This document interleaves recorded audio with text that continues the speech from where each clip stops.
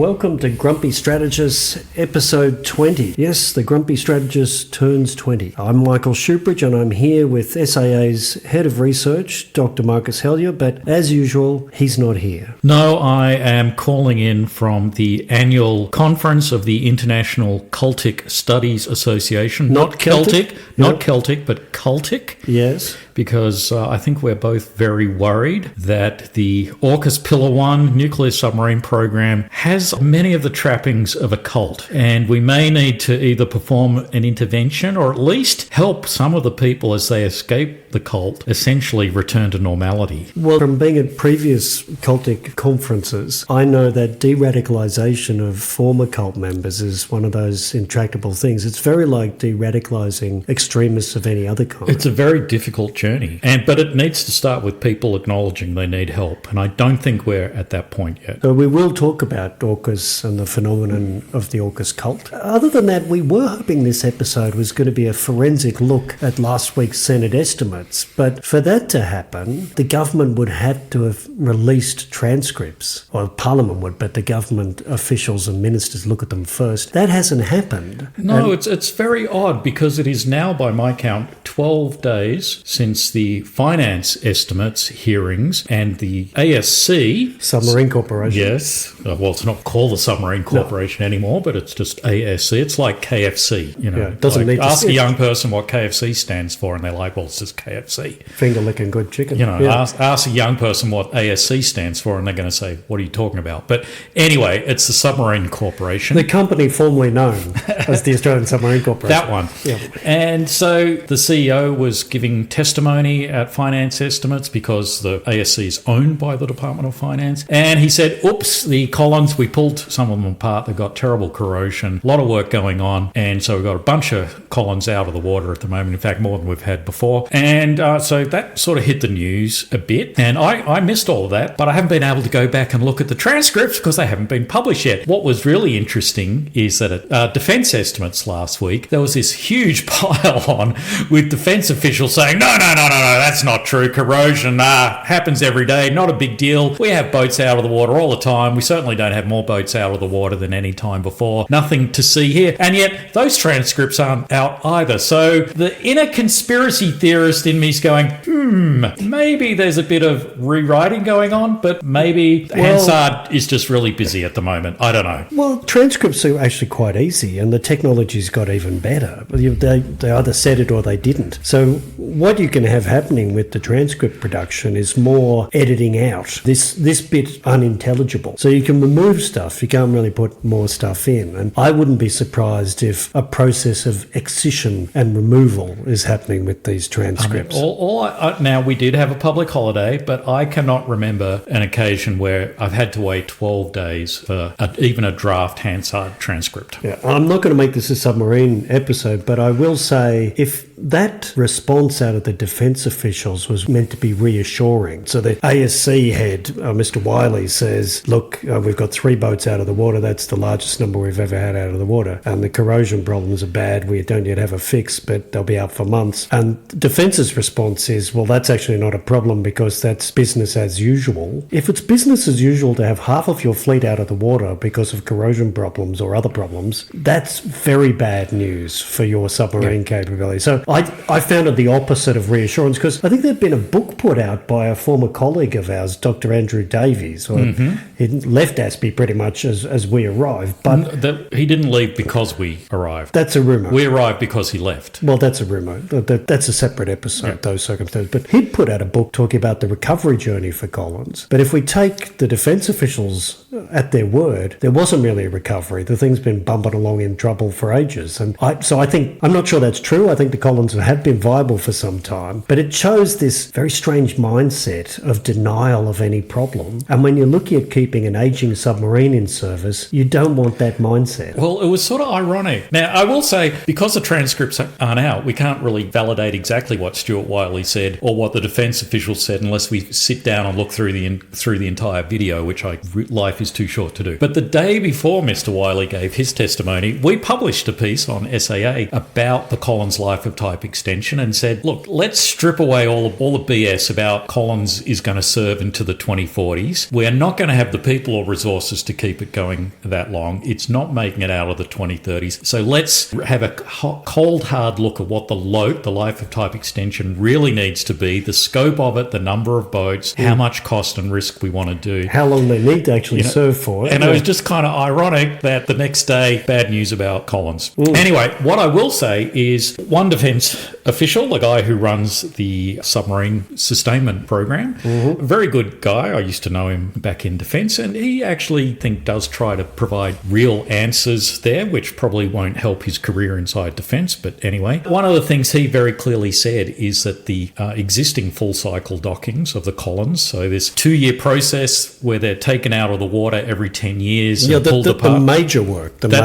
major overhaul. Yeah. He said, look, they're not taking 2 years, they're taking 2.5 years. The last two have taken 2.5 years. And because the first one goes over, it impacts the second one. Yep. So even before we get into the life of type extension, we're starting to see that sustainment timeline blow out, which means you have less boats available and increases risk. I just don't get the incredible defensiveness from the officials on this. The Chief of Navy said something like, well, Australia's incredibly open about our submarines, but I'm starting to think there are limits of that. And the signal I thought he was sending out of that was there's going to be even less public disclosure around the submarines. We've been on this trajectory before around defence, but it serves no useful purpose for defence to tell the public nothing, because it undercuts public support for spending anything on defence, and I think it lets poor performance go unchecked. Well, this wasn't going to be the submarine episode, but since we're here, we may as well just cover off on one more thing about submarines at estimates. And then you've got to promise me we're going to get off submarines. Then we will get off submarines. Right. But a particular senator, who we will not name, asked a question to Vice Admiral Jonathan Meade, the head of the nuclear submarine program. What happens if we, in the end, don't get any nuclear submarines? The money we're giving to the UK and the US to uplift their industrial capability, sort of $4 billion here, $4.5 billion there. So the scenario is a future US president calls up the Australian Prime Minister and says, Mrs. Prime Minister, I'm very sorry to tell you, but the deal to sell you Virginia submarines is off because the head of the US Navy and the Nuclear Submarine Force and the Secretary of Defence and the chairman of the Joint Chiefs have all come to me and told me that we need every submarine for the United States. So I'm terribly sorry, but we won't be selling you Virginia. So in that circumstance, the good news is we would have got a cast iron agreement, wouldn't we? Because it's not just a handshake, it's not just about trust with the Americans and the UK. This has got a legal and commercial underpinning. We'd get the $9 billion of industrial uplift money back, wouldn't we? Well, that's a hypothetical, and I don't answer hypotheticals, Michael. But there'd be an agreement now saying that, wouldn't there? Look, they're going to give us submarines. So you're raising a hypothetical and I don't answer hypotheticals. I think the good news is that boilerplate way of avoiding an answer that officials try failed in this case, because what's in a written agreement now is not a hypothetical. And it turns out there is no clawback mechanism. So there's the money that we hand over. If the Americans decide not to give us a single submarine, we get none of it back. And you would not do that in any field of life with your own money, and you should not do it with public money. Well, certainly in an area like shipbuilding, because the three major strands of our shipbuilding program today of submarines, frigates and patrol vessels have all had major problems, resulting in what we were expecting to happen not happen. Well, in fact, the submarine one, the precedent of the reason we are now getting nuclear submarines is the previous program, apparently wasn't giving us what we needed, but it ended in industrial and financial acrimony involving flushing Australian public money down the toilet. Yes. And we know, therefore, that at least submarine programs can end in tears. So it's an entirely foreseeable thing, even if you don't want it to happen, that this might not work. And so putting sensible commercial and legal arrangements in place seems to me just to be a public duty. Well, yes, as my hero Bent Flivberg, the guy who knows mega projects, said 99.5% of mega projects do not deliver against cost, schedule, and benefit, i.e. capability. And so this is why I raised my cultic point earlier. If we somehow think that this program is going to deliver exactly as advertised, I'm not going to say it's going to be cancelled, I'm not going to say it's not going to deliver, but if we think it's going to be delivered as advertised, you are now a member of a cult. Yes. You have thrown away rational thought, which means you have thrown away all of those precautions one would normally take entering into a high-risk activity. Reminds me of a young woman or young man who's deeply in love with someone. You know, they're perfect. The romance is perfect. I thought we had a rule: no biographical stories, Michael. And this is going to be beautiful. I mean, do we have to listen to your childhood all over again? We do. Okay. This isn't me, but the idea of when this young person is deeply in love, there's no need to do rational things. You know, the fact that they've got an enormous family fortune and the person that they're in deep romantic love with is destitute and has been married 6 times before, that doesn't matter to them. Oh my God, how many times do I have to hear your life story? All I'd say is nuclear submarines costing hundreds of billions of dollars, involving legal and commercial undertakings between entities across 3 nations, need a strong legal, logical underpinning. And it'd be nice to think that Australian officials charged with implementing this program understood that and also understood the value of leverage. So if a US president is thinking about cancelling the deal, that the future Mrs. Australian Prime Minister can respond, that's interesting, Mr. President, but you realise you'll owe me, or Mrs. President, you will owe me $6 billion if that happens, rather than, but I thought this was love. Anyway, let's get off submarines. For an episode that's not talking about submarines, we've talked a lot about submarines. What I want to know, Michael, you've been in the US. In fact, you've just gotten off the plane. Barely touched down. I mean, I can see your sad, droopy, jet-lagged eyes. That's conjunctivitis. Oh, okay. Yep. You had your finger on the pulse there of the election. Tell me, what's the vox pop in the US about the election? A lot of people don't know, but I'm actually a very experienced pollster and sampler of opinions. So I would have spoken, I would say, with maybe 80 Americans in a week, and some of that was just polite chit-chat in the margins of being part of a fabulous report by a US think tank, National Bureau of Asian Research, which had the Japanese, Philippines, Vietnamese, Australian and Indian experience of the PLA military behaving dangerously towards them. Experiencing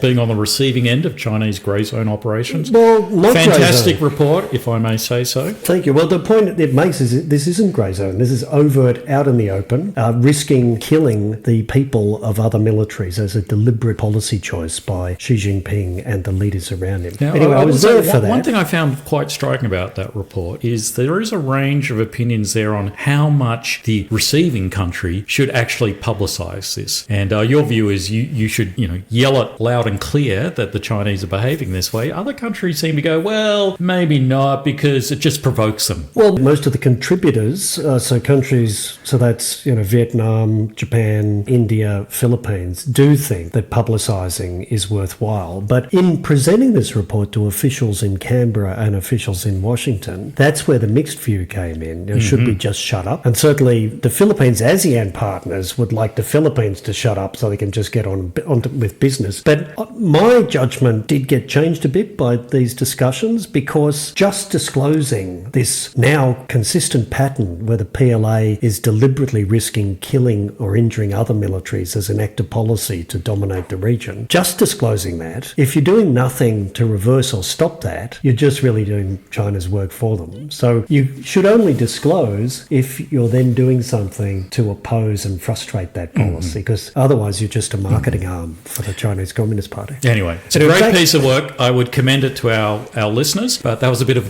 digression. Back to the vox pop, the word on the street about the election. So 80 people, some of them are deeper conversations, catching up with friends that I'd met when I was in Washington for 2.5 years. Some of them are the classic, keeping your finger on the pulse by talking to people in Ubers, the new taxi driver, and just people at various events in other places like the mall. So who's going to win? Well, this is a deep psychosocial sampling exercise, and from this I came away thinking that Trump is going to win. And the main judgment I have from all these different Americans is a feeling of numbness and depression about this. So I think there are 4 or 5 groupings of Americans. Okay, why don't you run us through these groupings? Well, you've got a bunch of people that are rusted on Democrats, and to say that they're underwhelmed and unexcited kind of underplays it. They are plain glum.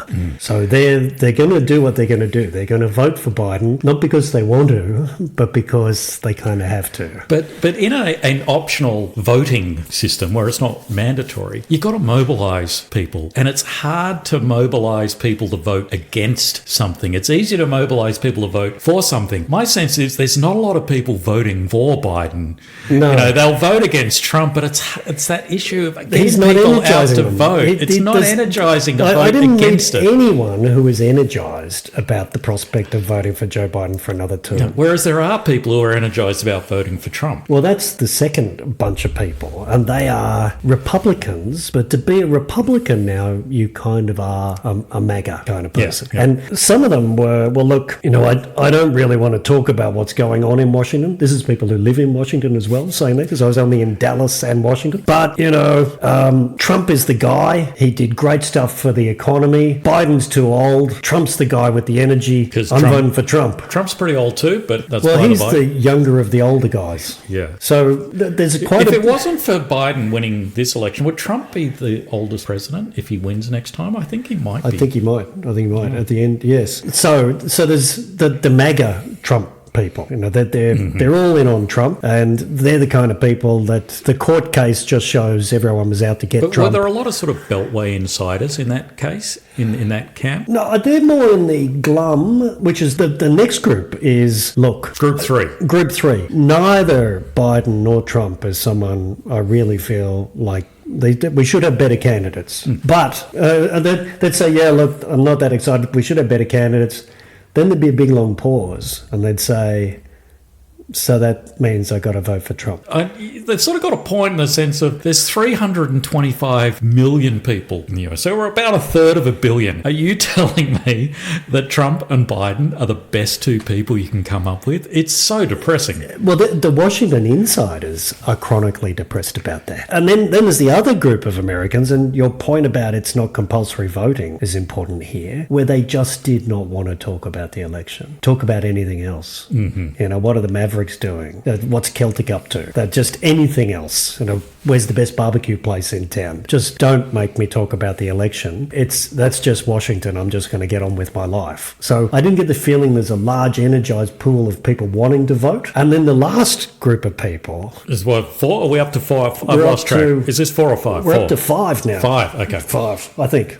Yeah, 4 We're or 5. not good at numbers here. No, the last group are the full-on conspiracy people. So I had a sort of outlier experience with one of these people in Dallas. Spent quite a bit of time, and the extent of the conspiracy was extraordinary. An Uber driver? Yep, a long trip. Felt longer than it actually was. So George Soros is actually behind most events in the world. He's in cahoots with Bill Gates, who I thought he'd done good work developing a vaccine funding model that helped with COVID. Sorry, vaccines, good work? No, he hadn't. He'd actually been infecting people in Africa, apparently, according to this person. But Are you sure this isn't Group 2 again? the mega group. Yeah. I think there's some crossover. Okay. The Venn diagram overlaps quite a bit. Yeah, and Okay. there are, I won't bore you with the rest of this conspiracy theory, except to mention that the world actually has a large number of pyramids. They're everywhere. The largest pyramid is in Poland. In Poland? Yes, and there's Invisible pyramid? Or? it's been covered up for years by the elites. All right. And then the last element in this conspiracy theory, or 2 elements, Putin invaded Ukraine to destroy US biolabs, so he's actually a good guy, according to I have heard this one conspiracy theory. before. Yeah.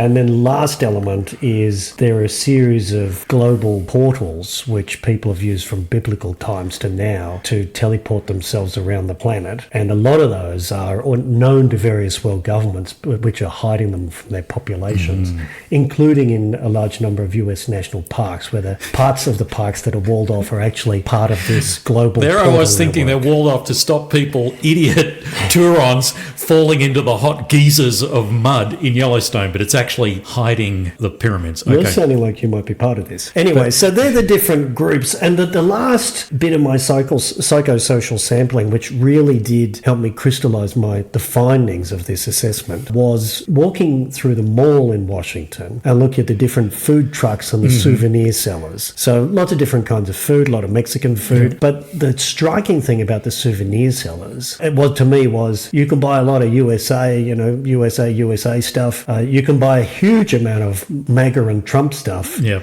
You cannot buy a single Biden cap or even earmuff. And there's the market at work. Yep. So all the energy is with Trump, and a great bunch of the others are just plain glum. Yeah. I was at a lunch last week, and there was a foreign senior diplomat there, who was saying, well, you look at all the demographics and, it all sort of leans towards Biden, whether young people don't like Trump, women don't like Trump, a lot of minorities don't like Trump. And it's like, well, I'm sorry, but 8 years ago, we were in that same situation. Trump versus Hillary Clinton. And I was a firm believer there in that you look at the demographics, it just does not add up for the Republicans in general, and for Trump in particular, didn't matter. The demographics didn't matter because it is not mandatory voting. That's right. I think we're in the same situation this time round. Yeah, so to me, the energy, and if it was feng shui or ley lines, all the energy is on the Trump side of the ledger here. So now we can talk about a couple of little snippets out of estimates. One about this guided weapons and explosive ordnance enterprise. Are you going to trigger me? You're going to trigger me, Michael. Well, I'm going to... Don't say the phrase. You're going to say the phrase. I am. I'm going to combine it with AI though, so it's going to get it's AI Goyo. But so the official responsible for the guided weapons enterprise in defence mentioned at estimates that he's got a strategy. It's endorsed by government. Here it comes. Here it is. The crawl, walk, run strategy, and he's now in the crawl phase because you can't expect to do anything fast. This is very complex. I reacted to this in one way, which was to think, but if we've been crawling to walk to run now, surely we should be at least walking, because the first time a guided weapons enterprise was 4 years made a ago, priority, the was 4 Defence years Strategic ago. Update. Was that July? What date? 1st of July 2020. Yep, that was when the government kicked off the GUIO. And then a year from then, well, not even a year, it was more like 9 months, in March 2021, the then Prime Minister Scott Morrison and the then Defence Minister, now Opposition Leader Peter Dutton, put out a joint release saying it was being urgently accelerated because defence needed supply chains for these things. And we've picked two strategic partners. Unfortunately, Lockheed Martin and Raytheon? Yes, those strategic partners are primes who I think have an interest in making sure we continue to crawl rather than actually run, because if we run, we might run off in a different direction from buying their stuff. But separate point. Yeah, I will also note that one of those strategic partners, Raytheon, just went through a night of the long knives, and their entire senior leadership team in Australia got booted out the door. So I'm not sure that will help us move from walking to crawling or crawling to walking. But I just thought to myself, all right, let's take crawl, walk, run seriously. How long does it take a human to crawl and then walk and then run? Well, I look back at my kids. I was certainly crawling at 9 months and walking at a year. Yeah, but the average is a human from the time of birth takes 8 to 8.5 months to be crawling. And then they walk at 12 months. And they're running pretty much very quickly after. Oh, it take your eye walking. from them for a second and they've disappeared. So, in fact, it's that distinction between walking and running almost doesn't exist for your toddler. They're like an unguided weapon at speed. So what you're saying is 4 years is not particularly good if we're still crawling. Well, in human terms, you can conceive a human baby and 9 months later have a human baby. That human baby is crawling 8 months after that and walking 12 months after that. So 21 months from having the idea, and more than just the idea, acting to implement it, you have a walking entity. Whereas we're now 4 years on with the guided weapons enterprise, and sometime next year, Michael, we might be crawling, because apparently the first weapons will be coming off an Australian production line. GMLRS missiles So for the HIMARS launcher. we will be crawling. 5 years. Crawling after 5 years. Yep. So if that was a human baby, you'd have various interventions because you'd would be worried about the speed of development. You'd be very worried Yeah. about That this. baby, if it's only crawling at 5 years, is never going to run. So what I find so frustrating is defence seniors use this term as a kind of mark of honour, or to say we're serious people. We've got a plan. We're not just going to Rush do on in. things quickly. No. That leads to ruin. So we're going to be very measured. And they sit there and we've got this measured plan and we're going to crawl, walk, run. And Because they don't want to waste public money. Yeah. I don't think the Ukrainians have a crawl, walk, run There strategy. wouldn't be Ukraine if they had a crawl, walk, run. They would have been conquered by Putin. If you talk to Australian industry, they're going, we can run now. If you actually empower us, if you back us and you give us money, we can run now. But look, there's no company in Australia that's able to make rockets that have ranges of hundreds of kilometres. Well, Michael, I would suggest you look at Black Sky Aerospace. Well, there's them, sure. There are, and you had as guest an Australian. Gilmore Space. Well, they can't make rockets to go 50 kilometres because they can only make rockets that put things into orbit. And Innovero makes long-range killer drones. All right. So there's only So three. Australian industry can do this now. We won't back them. I will give a little story here because it was one of those moments when I realised defence is beyond saving. So nearly 2 years ago, I was at a weapons of death trade show in the US, and the Defence Export Office had taken a bunch of Australian companies over there, as part of this export promotion, and they also take over 2-star officers to be spokesmen for Australian industry. Now, why you would take over Australian 2-stars who refuse to buy Australian stuff to be the spokespeople is beyond me. Well, they might know a friend in another military who has bought the stuff.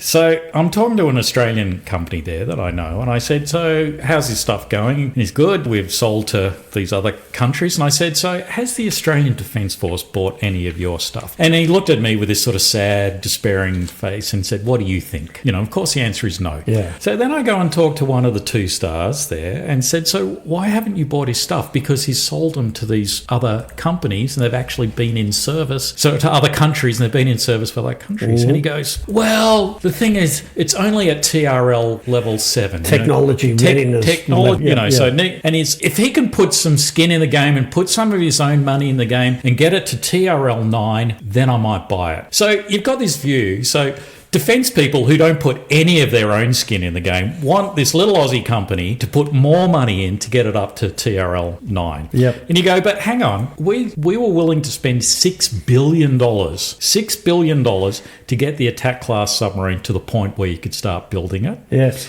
$6 billion is the approved budget for the Hunter class frigate. Again to get to the point where you start building it. Lord knows how much there will be for getting Tens even of the billions for concept SSN. design for the AUKUS SSN and then beyond there. So, but this little Aussie company, they have to take all of the risk here. Yeah. And by the way, if you've hit TRL 9 in the killer drone space, you're already obsolete because the world has moved on. Yeah. So I heard a lot about AUKUS and back to the cult. You can't question the purpose of the cult or its rightness. If you raise a question about the Bhagwan, the great cult leader's expenditure on Rolls-Royce and fast women, you get expelled from the cult or beaten up till you It's recant. funny you should mention expenditure on Rolls-Royce, but anyway, that's a separate point. I think the real cringers in the Australian defence and security debate are those who don't see that Australian companies are already running with solutions that would be so useful to our military and add to our military power, and they insist that we can only crawl, and only then with the assistance of big US primes who are struggling to run themselves.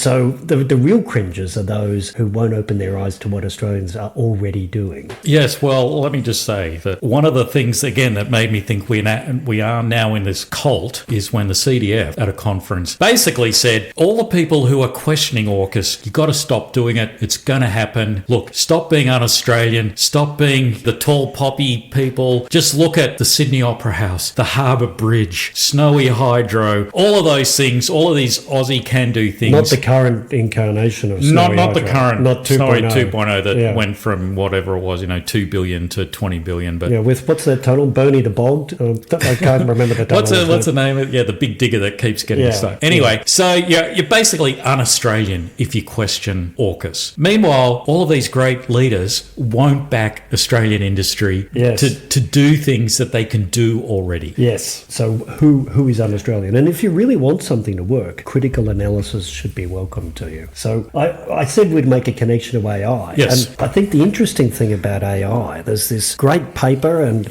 you're reading the extended version. I read the summary version. I think I will now read the extended version by Leopold Aschenbrenner. I knew I'd get that wrong. Young German man. He's only 22. And this is the amazing thing is like, okay, in defense, you got to be a 3-star. So in your 50s before you're allowed to have an opinion on anything. Yeah. We're reading this amazing work, really sort of kind of challenging. And, by a 22-year-old out of Silicon Valley. To me, it was a compelling piece of analysis about the speed of change of AI. And he just looks at the achievements over the last 5 years and the likely areas for further improvements in the next 5, and in very conservative ways, even if only the lower end of his projections happen for things like computing, the compute element of AI. He says been gains between 2019 and 2024 of 3.5 to 4 orders of magnitude. The efficiency of the algorithms, gain of 1 to 2 orders of magnitude. So that's 10 or 100 times better. An unhobbling of just freeing up what the system can do, perhaps another 2 orders of magnitude. And then he projects just 2023 to 2027, so just 4 years, there'll be more multiple order of magnitude gains in the design of the hardware, the algorithmic efficiency, and who knows what else from unhobbling. Yeah, well, he says, look at GPT-3, which was 4 years ago, a bit over 4 years ago, and that could basically make vaguely coherent sentences. And we'd all go, you'd ask it a question and he'd give you a vaguely coherent answer. And he goes, it's sort of like preschooler level intelligence. And you go 4 years later to ChatGPT-4, which was essentially a bit over a year ago, and you're going, wow, that can actually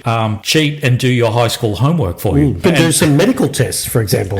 We could have a doctor who's GPT. It can write a better answer than many university undergraduates. Well, that was 4 years. Yeah. So you simply project out the same rate of development, and in 4 years' time, artificial intelligence will be better than your most skilled PhD graduates. Well, this is the term AGI, isn't it? So that he's talking about an artificial general intelligence that his version is you will have a skilled independent engineer who is able to do the work of a skilled independent engineer. And you will have thousands, millions of them. Well, and that skilled independent engineer can train itself and others to be even more skilled. So you're likely to get compounding gains out of that. So 2027. Yeah, not far away. So I'm reading this and, my head's sort of exploding as I'm processing this. And I'm going, what do? Do I run out and buy stocks in Google? Or do I run out and buy stocks in the gas companies, which are going to be generating the electricity for all of the data centers?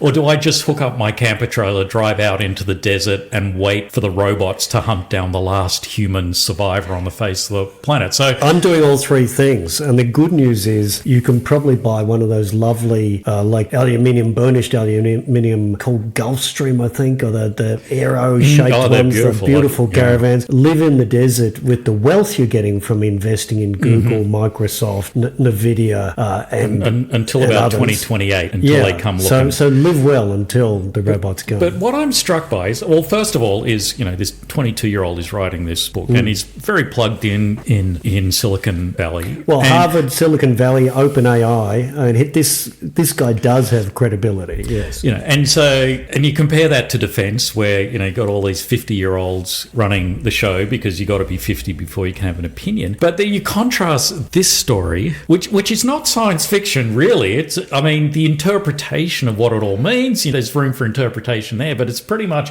a straight line prognostication. A lot of it is conservative mathematics. It's just mathematics. Yeah. And yet you listen to defense and it's like crawl, walk, run. So we're going to hobble ourselves by insisting we can only crawl. Yes. Meanwhile, the future, as we've said before, is running away from us. Yes. And we are led by people whose mindset is we've got to crawl. Isn't it interesting? You know, we started by talking about the speed of development of a human and how they're running much faster than these government strategies. And now we're talking about artificial intelligence and how it is also running at speeds that are wholly different to the way our defence organisations I don't want to working. I know we tend to get pretty negative, but I just have zero confidence in the leadership of the Department of Defence that they have any inkling of the speed of change and the flexibility they need to operate in this world. That's where I think reading something like this work from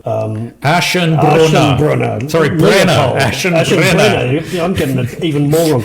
Reading this is a real eye-opener because even if some of it goes around and over your head, not that it would yours, but mine, the compelling insights and the rate of change are the two things that really struck me. So I hope someone somewhere in Russell 1 at some senior level will take a moment and read this paper. Helpfully, we will put a link on the website.